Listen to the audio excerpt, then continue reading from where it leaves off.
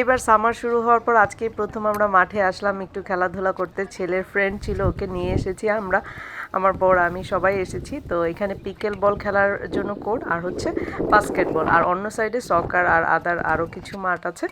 আর পাহাড়ের উপরে অনেকগুলো ঘোড়াও আছে, আর উপরে সুন্দর একটা জায়গা আছে। আর পরিবেশটাও খুব ভালো ছিল। দেখো মাঠটা দেখতে কত সুন্দর, চতুর্দিকে গাছ। অনেকদিন পায়ে ব্যথার জন্য আমি খেলতে পারিনি, আজকে একটু খেলেছিলাম, খুব ভালো লাগছিল খেলে। আর অনেকে এখানে কুকুর নিয়েও ঘুরতে আসে, ওদেরকে নিয়ে ঘুরে। আর খুব বাতাস ছিল, যার জন্য বলটা একটু মানে ঠিকমতো পড়ছিল না। আরও দুজন ছেলে এসেছিলো, ওদের সাথে আবার ওরা জয়েন করলো, আমার ছেলে আর তার ফ্রেন্ড। এখন বাসায়ও ফিরে যেতে হবে, কারণ তার ফ্রেন্ডকে আবার ওর বাবা নিতে আসবে।